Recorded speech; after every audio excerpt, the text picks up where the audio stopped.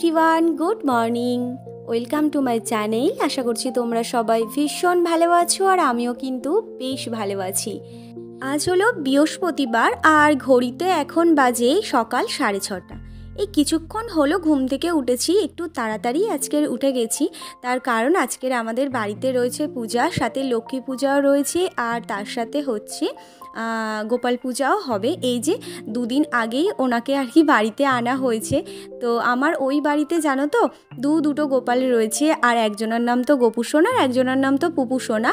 তো এই বাড়ির গোপাল সোনার এখনও নামকরণ হয়নি, অবশ্যই হবে, আর সেটাও তো তোমাদের সাথে শেয়ার করব। এই যে দেখো, আলমারি থেকে একটা নতুন শাড়ি বের করে নিয়েছি, এই শাড়িটা আজকের আমি পরবো।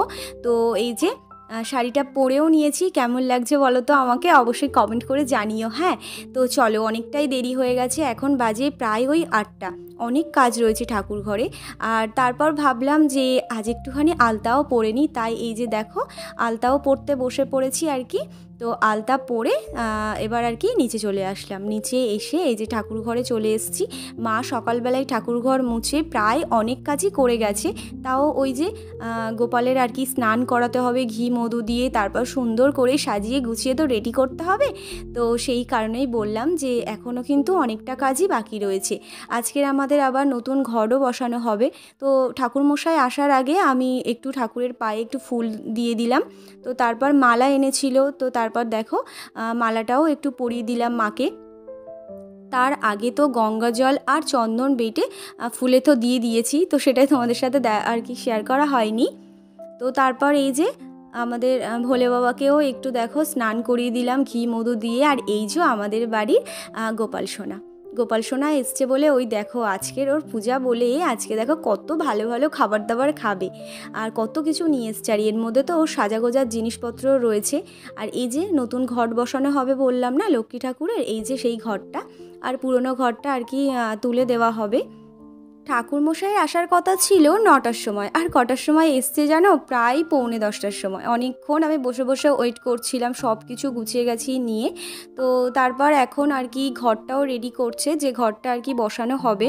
তো ঘরও রেডি হয়ে গেছে, প্রায় সব কিছু রেডি হয়ে গেছে। এবার ঠাকুরমশাই পুজোতে বসবেন আর কি।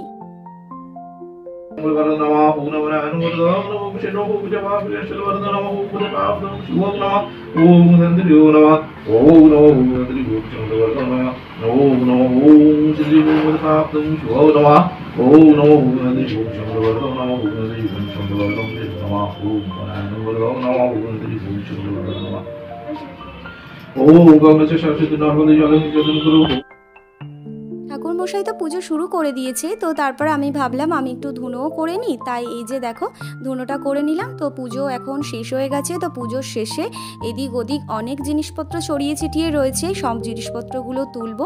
তো তার আগে বাচ্চাদেরকে প্রসাদ দিয়ে দিয়েছিলাম, তো সেই ভিডিওটা আমি তোমাদের সাথে শেয়ার করতে পারিনি।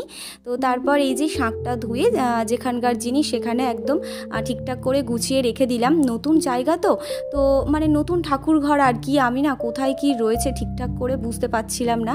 তো তাও নিজের মতো করে হাতের কাছে নিজের সুবিধা মতো সব কিছু গুছিয়ে নিয়েছি। তো আর প্রবলেম হবে না, ওই একটু আধটু প্রবলেম হলে জিজ্ঞাসা করে নেব। তো যাই হোক, চলো ঠাকুর ঘরটা এবার সুন্দর করে মুছে ফেলি। মুছে পর্দাটা দিয়ে তারপর আর কি কিছু খেতে হবে। এখন বাজে প্রায় ওই 11:30। সকাল থেকে কিছুই খাইনি, জল পর্যন্ত খাইনি। তো আমি অঞ্জলি দিয়েছিলাম, তো সেই কারণে আর কি জল খাওয়াটা হয়নি আমার। তো চলো ঠাকুর ঘরটা পরিষ্কার করে ফেলি।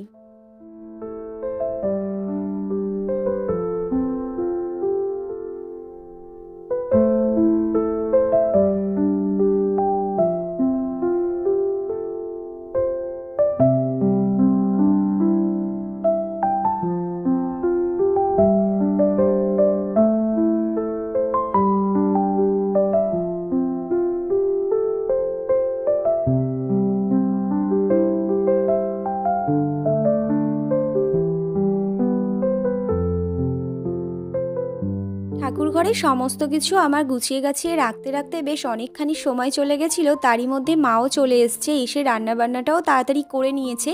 তো আমি ভাবলাম যে এখন আর কিছু খাবো না, একেবারে ভাতটাই খেয়ে নিই। প্রায় তো 12টা বাজতেই চললো, তাই খেয়েই নিলাম ভাত। সকালবেলাতে স্নান করেই বেরিয়ে গেছিলাম বাথরুম থেকে, কিন্তু জামা কাপড়টা আর ধোয়া হয়নি। এই দেখো এখানে জানালাটাও আমার এখনও খোলা হয়নি, ওই যে তাড়াতাড়ি করছিলাম না সকালে, ঠাকুরমশাই চলে আসবেন, তো তারই মধ্যে তো আমার সমস্ত কিছু রেডি করতে হবে।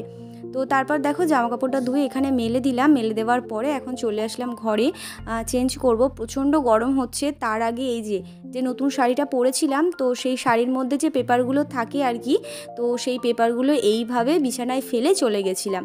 তাড়া ছিল তো কি আর করব আর কি, এইভাবে ফেলে চলে গেছিলাম। এখন চলো এগুলোকে গুছিয়ে রাখি, গুছিয়ে রাখার পরে চেঞ্জ করে একটু শুয়ে পড়েছি। শুলে সঙ্গে সঙ্গে ঘুম আসবে না, তাই একটু টিভি চালিয়েছি, টিভি দেখতে দেখতে ঘুমিয়ে যাব আর কি। বেশ কিছুক্ষণ ধরে টিভি দেখছিলাম, তো তারপর ও চলে আসলো। আসার পর ও এখন গেছে স্নান করতে, আর আমি এদিকে চলে আসলাম ওর খাবারগুলো গরম করে আর কি বেড়ে দেওয়ার জন্য। স্নান করে বেরিয়ে এসেছে, ওর খাবারটা দিয়ে দিলাম, ও ততক্ষণ খেতে থাকুক আর আমি এই জায়গাটা একটু পরিষ্কার করে ফেলি। কদিন ধরে দেখছি এই জায়গাটা বেশ পরিমাণে ধুলো পড়ে রয়েছে, আর ওই যে ড্রামে জল ছিল আর পরিষ্কারও করতে পারছিলাম না, তাই দেখলাম যে জলটা শেষ হয়ে গেছে। তো ভাবলাম জলটা যখন শেষ হয়ে গেছে তাহলে এই জায়গাটা এখনই পরিষ্কার করে ফেলি। তাই এই যে টুলটা তারপরে ড্রামটা সরিয়ে দিলাম, দেওয়ার পর এই জায়গাটা একটু বেশ ভালো করে মুছে নিচ্ছিলাম, কারণ এই জায়গাটায় যেহেতু জলের ড্রামটা থাকে, সকালবেলাতেই ঘর বারান্দা যখন মোছা হয় না, এই কোনায় কোনায় আর কি মোছা যায় না, তো সেই কারণে ভাবলাম জায়গাটা একটু বেশ ভালো করে মুছেই দিই। তাই দেখো জায়গাটা পরিষ্কার করে বাইরের এই আমাদের কলপাটটায় চলে আসলাম। তো এখান থেকেই ড্রাম আর টুলটা বেশ ভালো করে পরিষ্কার করে নেব।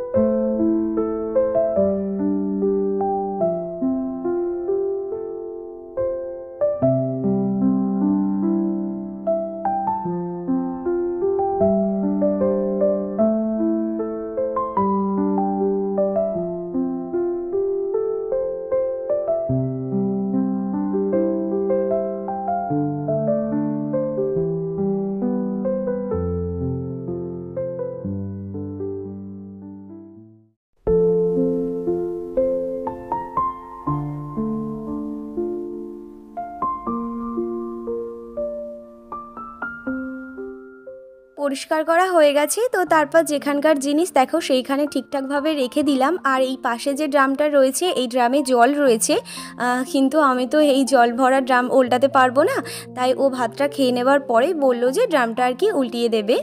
আর ও যেহেতু অফিস থেকে এসেছে আর এত রোদ্দুরে দেখলাম জামা প্যান্টগুলো পুরো ভিজে ভিজে গেছে ঘামের, তো সেই কারণে ভাবলাম একটু পরিষ্কার করে দিই। তাই এই যে সার্ফের মধ্যে একটু কিছুক্ষণ আর কি ডুবিয়ে রাখবো, তো তারপর আর কি পরিষ্কার করে দেবো। আজ তাহলে আসি, দেখা হচ্ছে কালকে নতুন একটি ভিডিওতে। তোমরা সবাই সুস্থ থেকো, ভালো থেকো। আর হ্যাঁ, আমার ভিডিওটা যদি তোমাদের ভালো লেগে থাকে তাহলে একটা লাইক করে দিও, আর আমার চ্যানেলটিকে সাবস্ক্রাইব করে আমার পাশে থেকো।